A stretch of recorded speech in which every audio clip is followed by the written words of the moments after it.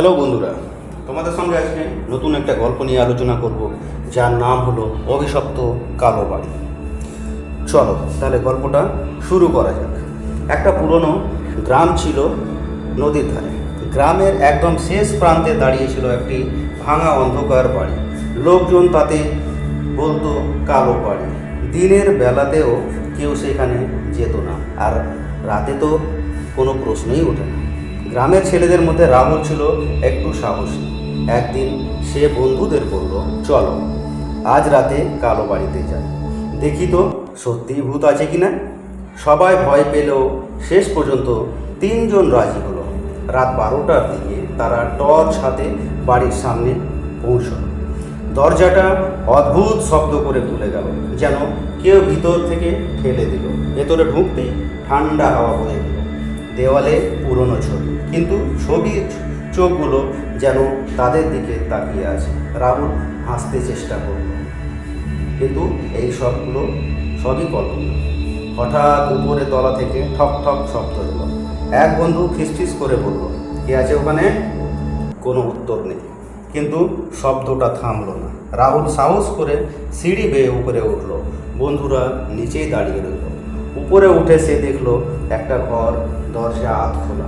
সে দরজাটা ঠেলে খুলতেই ঘরের মাঝখানে একটা পুরনো চেয়ার, আর তাতে বসে আছে এক বৃদ্ধা।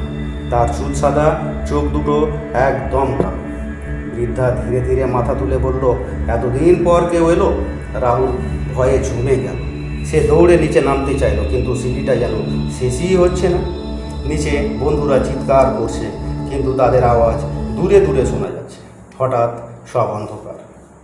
পরের দিন সকালে গ্রামের লোকেরা দেখলো রাহুলের বন্ধুরা বাড়ির বাইরে অজ্ঞান হয়ে পড়ে আছে, কিন্তু রাহুল সে আর নেই। কয়েকদিন পর গ্রামের কেউ কেউ বলতো, রাতে কালো বাড়ির জানালায় এখন একটা নতুন ছায়া দেখা যায়। একটা ছেলেকে দাঁড়িয়ে থাকতে দেখা যায়। সে বাইরে তাকিয়ে থাকে, যেন কারো অপেক্ষায়। আর মাঝে মাঝে শোনা যায়, চলো ভিতরে এসো। রাহুলের হারিয়ে যাওয়ার পর গ্রামে ভয়ের ছায়া নেমে এলো। সবাই ঠিক করলো কালো বাড়ির দিকে আর কেউ যাবে না। কিন্তু রহস্য কি এত সহজে সে থেমে থাকে? রাহুলের সবচেয়ে কাছের বন্ধু ছিল সুমন। সে বিশ্বাস করত রাহুল এখনও কোথাও হয়তো সাহায্যের অপেক্ষায় আছে। এক রাতে সাহস করে সে একাই চলে গেল সেই কালো বাড়ির সামনে। দরজাটা আগের মতো নিজে থেকেই খুলে গেল।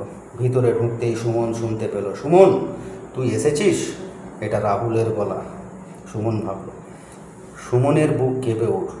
সে ধীরে ধীরে উপরতলায় উঠল। সেই একই ঘর, সেই একই চেয়ার, কিন্তু এবার সেখানে বসে আছে রাহুল। রাহুলের মুখ ফ্যাকাশে, চোখ দুটো অদ্ভুত কালো। সে হাসলো, একটা ঠান্ডা অচেনা হাসি। আমি একা ছিলাম, তুই এসেছিস, ভালো হয়েছে। সুমন বুঝতে পারল কিছু একটা ভয়ঙ্কর ভুল হচ্ছে। সে পিছিয়ে যেতে চাইল, কিন্তু দরজাটা বন্ধ হয়ে গেল। হঠাৎ সে বৃদ্ধার কণ্ঠ শোনা গেল, একজন গেলে আরেকজন আসবেই, এটাই নিয়ম। সুমন চিৎকার করে দৌড়াতে লাগলো। কোনো মতে নিচে নেমে বাইরে বেরিয়ে এলো, কিন্তু বেরোনোর আগে সে শেষবার পিছনে তাকালো। জানালার ভিতরে দাঁড়িয়ে আছে দুটো ছায়া, একটা রাহুল আর একটা সেই বৃদ্ধা। এরপর থেকে সুমন আর কখনো আগের মতো ছিল না। সে কথা বলা কমিয়ে দিল, সব সময় ভয়ে কাঁপত। মাঝে মাঝে সে বলতো, ওরা এখনও ডাকছে, ওরা আমাকে নিতে আসবে। আর এক পূর্ণিমার রাতে সুমন হঠাৎ নিখোঁজ হয়ে গেল।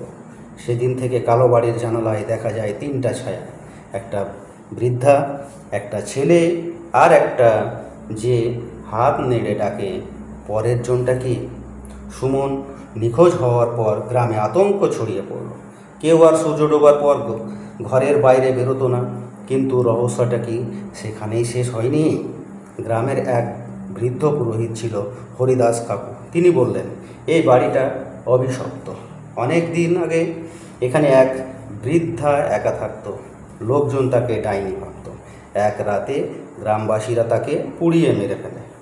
মরার আগে সে অভিশাপ দিয়ে যায়, আমি একা থাকবো না, একে একে সবাইকে নিয়ে যাব। এই কথা শুনে গ্রামের কয়েকজন যুবক ঠিক করলো এই অভিশাপ শেষ করতেই হবে। তারা পূর্ণিমার রাতে হরিদাস কাকুকে নিয়ে কালো বাড়িতে গেল। বাড়িতে ঢুকতেই চারদিক অদ্ভুত ঠান্ডা আর কান্নার শব্দ। হরিদাস কাকু মন্ত্র পড়তে শুরু করলেন। হঠাৎ ওপরতলা থেকে সেই পরিচিত ডাক, এত লোক একসাথে, ভালো। সবাই ভয়ে কাঁপতে লাগলো, কিন্তু তারা এগিয়ে গেল। ঘরে ঢুকতেই তারা দেখলো বৃদ্ধা দাঁড়িয়ে আছে, আর তার পাশে তিনটা ছায়া, রাহুল, সুমন আর আরেকটা অচেনা মুখ। হরিদাস কাকু জোরে মন্ত্র পড়লেন। বাতাস হঠাৎ ঝড়ের মতো বইতে লাগলো। বৃদ্ধা চিৎকার করে উঠল, তোরা আমাকে একা করে দিয়েছিলি, এখন আমি সবাইকে নিয়ে যাব। এক ঝলক আলো, এক বিকট শব্দ, সব কিছু থেমে গেল। পরদিন সকালে গ্রামবাসীরা দেখলো কালো বাড়িটা ভেঙে পড়েছে, আর সেই দিন থেকে আর কালো ছায়া কোনো ডাক শোনা যায়নি। কিন্তু গল্প এখানেই শেষ নয়। কয়েক মাস পর এক পথিক সেই গ্রামের পাশ দিয়ে যাচ্ছিল। রাত হয়ে যাওয়ায় সে আশ্রয় খুঁজছিল। হঠাৎ সে দেখতে পেল ধ্বংস হয়ে যাওয়া বাড়ির জায়গায় আবার দাঁড়িয়ে আছে একটা নতুন অন্ধকার বাড়ি। জানালায় একটা ছায়া দাঁড়িয়ে ধীরে ধীরে হাত নাড়ছে আর ফিস করে বলছে, আমি তো বলেছিলাম আমি একা থাকবো না। Thank you so much watching for my video.